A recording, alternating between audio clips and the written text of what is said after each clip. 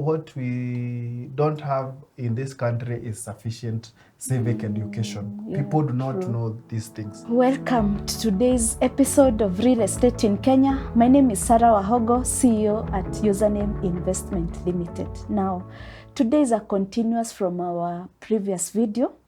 If you have been following these sessions, we were discussing the Marriage Act of 2014.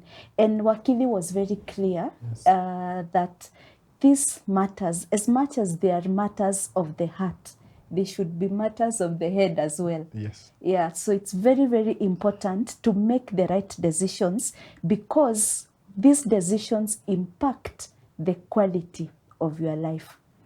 Wakili, Yes. karibu sana. Thank you very much. Today we are talking about the marriages and specifically marriages registration Yes. under the Marriage Act of 2014. Yes. Must all marriages be registered? Yes. Since 2014, the Marriage Act provides that all marriages must be registered.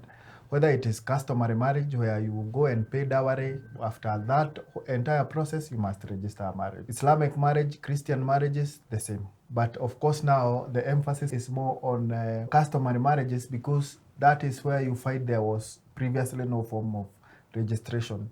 At least for Christian marriages, you would leave the church service with a marriage certificate. The Islamic marriages, same. You go to the mosque and come out with a marriage certificate. And Hindu marriages as well. You would get a certificate. But customary marriages were not previously being registered because the assumption then was once the payment of dowry was complete, then that in itself was evidence of marriage. So can you register a Kamwiste marriage? Yes, you can. But again, a Kamwiste union, would have to meet the prerequisites of a recognized marriage. And for it to come, you either have to go to church or a mosque, or then go and pay dowry. And then after the dowry, there are documents that you take to the registrar of marriages and then you get a registration. So basically you have to convert it from Kamwiste to either customary or... Yes, or a Christian marriage or an Islamic marriage. Yes. Okay. So what is the process of registering a marriage? It is pretty easy because Christian marriage, when you are going to a church for a wedding, there are those initial steps that you take, including the notices, as well as civil marriages leading up to the day of the wedding, where the minister or the pastor administers the marriage and gives you a marriage certificate. It is the same for Islamic marriages, it is the same for Hindu marriages. But when it comes to customary marriages, now you have to pay dowry first. You have to meet the conditions of the community where you come from. But then again, the Marriage Act simplified it. It is stated that a token is enough. Okay? You don't have to go the whole steps. Okay? Previously, for you to prove the customary marriage, you would have to show that you had gone through all the steps that are required under the customs of a specific community for that marriage to be recognized. Now, the Marriage Act now came in and said, as long as there is a token, payment of a token in settlement of dowry, then you would be able to register that marriage. Once you have paid that token, you would take the minutes witnessed by elders, 2 from the side of the wife, 2 from the side of the husband, and take them to the registrar of marriages. Okay? And there is a registrar of marriage in every county headquarters, in county commissioner's office. And therefore, you will fill some forms, and then with those forms witnessed by 2 elders from both sides and submit them to the registrar of marriages, and then that you will be granted a marriage certificate. Well, what I'm getting from you is that this act has really simplified it has. Marriage. Yeah. And I don't know whether people are aware. What we don't have in this country is sufficient civic education. People do not know these things.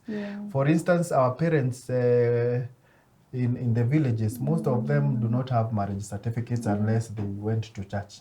Yes, and their law, actually the deadline, the law had set a deadline for July 2020 to have all marriages registered. Yes, whether customary, whether Islamic, all marriages ought to have been registered by 2020. But I do not think that has happened to date. Clearly, Yes. even people who are quite educated, Yes. you know, in towns, Yes, yes. they have no idea. They have no idea that they are supposed to register their marriages. And that even the registration is this simple. Yeah, it is very simple. Yeah. Yeah, the requirements are really, Yes. yeah. Yeah. To an extent where you do not even have to do a wedding to get a marriage certificate. I mean, you do not have to wait for you to do a wedding. Once you've done with the formalities of dowry payment, you can right ahead proceed and get a marriage certificate. And to crown it all, now the Act talks about a token. A token, yes. Yeah, so payment of a pretty token. simple. Yes. So what is the importance of registering a marriage? The first thing is that it is in compliance with the law, because the law requires that all marriages be registered. And secondly, it assists in recognition, and protection of the status of parties in a marriage. You see, when a dispute arises in a marriage, if that marriage is not registered, you fall into a challenge of, first of all, having to prove that there existed a marriage. So when you register a marriage now, all those problems are taken away. Yes. This question sounds like that question that you just responded to. Yeah. What are the implications of not registering? Of course, now then your marriage can become voidable, because if a marriage is not registered, it becomes sort of null and void. Okay, because your status is not recognized, and you would have to go through the process of proving that a marriage existed. If it comes to inheritance, divorce, and division of matrimonial property, you would face many challenges in trying to prove that you are in a union that was in a marriage. If it comes to inheritance, maybe the husband has died and the relatives do not recognize the lady as a wife. It brings a lot of challenges. Yeah, so to be safe, it is proper to register a marriage. Yeah, people say that you don't know your friend until things go south. Yeah. So I think it's very, and very ladies important. especially find themselves in these challenges. Yeah, true. Yeah. Very unfortunate. Now, what are the responsibilities of spouses in a marriage?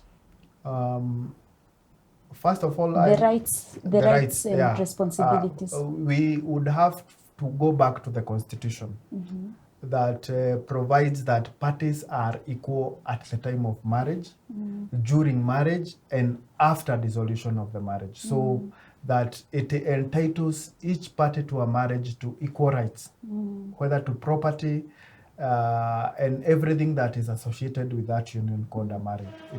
Parties are equal in that marriage. Yes. Okay. Thank you so much, Wakili. Yes.